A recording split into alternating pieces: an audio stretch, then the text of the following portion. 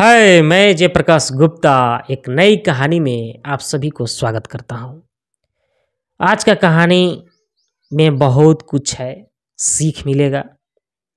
ज़रूर आप लोग 2 मिनट निकालिए और मेरे साथ जुड़िए और सुनिए और अपना जीवन में अमल कीजिए। तो चलिए शुरुआत करते हैं। एक बार एक हंस और हंसनी हरिद्वार के सुरमय वातावरण से भटकते हुए उजड़े वीरान और रेगिस्तान के इलाके में आ गए। हंसनी ने हंस को कहा कि ये किस उजड़े इलाके में आ गए हैं।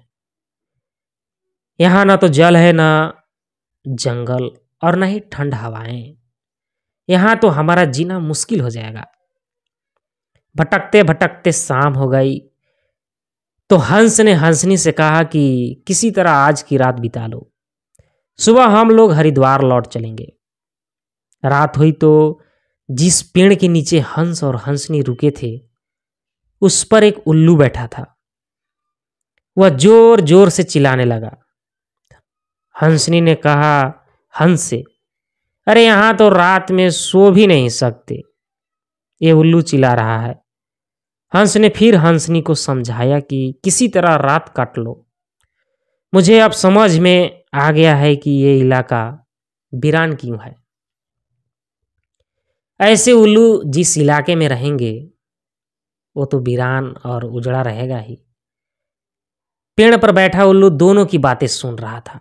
सुबह हुई, उल्लू नीचे आया और उसने कहा कि हंस भाई, मेरी वजह से आपको रात में तकलीफ हुई, मुझे माफ कर दो।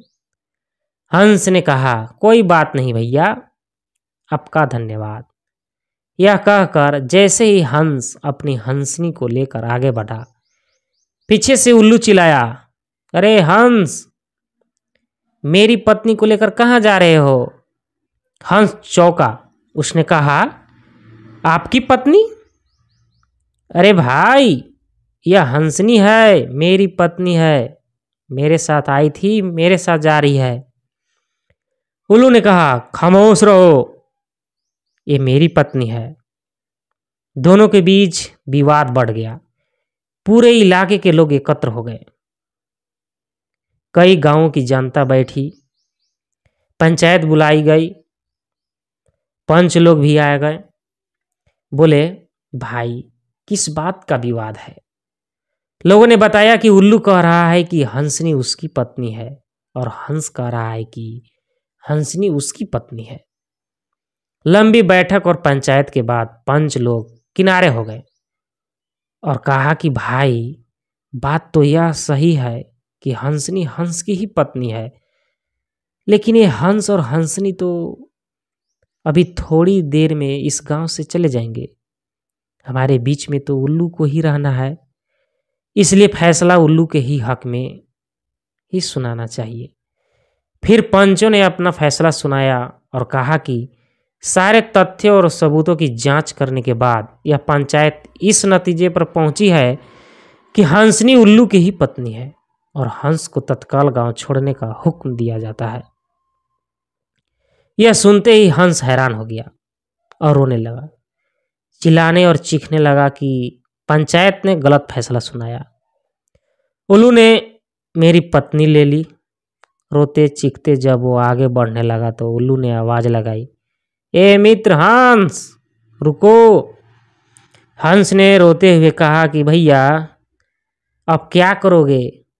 पत्नी तो तुमने ले ही ली, अब जान भी लोगे क्या? उल्लू ने कहा नहीं मित्र, ये हंसनी आपकी पत्नी थी और रहेगी, लेकिन कल रात जब मैं चिल्ला रहा था तो आपने अपनी पत्नी से कहा था कि यह इलाका उजड़ा और वीरान इसलिए है क्योंकि यहाँ उल्लू रहता है। मित्र, यह इलाका उजड़ा और वीरान इसलिए नहीं है कि यहाँ उल्लू रहता है, यह इलाका उजड़ा और वीरान इसलिए है क्योंकि यहाँ पर ऐसे पंच रहते हैं जो उल्लुओं के हक में फैसला सुनाते हैं। शायद इतने साल की आज़ादी के बाद भी हमारे देश की दुर्दशा का मूल कारण यही है कि हमने उम्मीदवार की योग्यता न देखते हुए हमेशा ये हमारी जाति का है ये हमारी पार्टी का है के आधार पर अपना फैसला उल्लुओं के ही पक्ष में सुनाया है। देश की बदहाली और दुर्दशा के लिए कहीं ना कहीं हम भी जिम्मेदार हों। कहानी कितना ज्ञान लायक था, अच्छी लगे तो दीजिएगा, आपका मेहरबानी होगा। यही हाल है हमारे पूरे भारत का। तो चलिए, मैं चाहूँगा कि अच्छा लगा हो तो कमेंट, मेरा अपना अपना राय दीजिए, लाइक कीजिए, और मेरे चैनल को अभी तक सब्सक्राइब नहीं किए हैं तो जरूर सब्सक्राइब करें। फिर मिलते हैं एक नए कहानी के साथ, तब तक के लिए आप लोगों से विदा लेता हूँ। जय हिंद।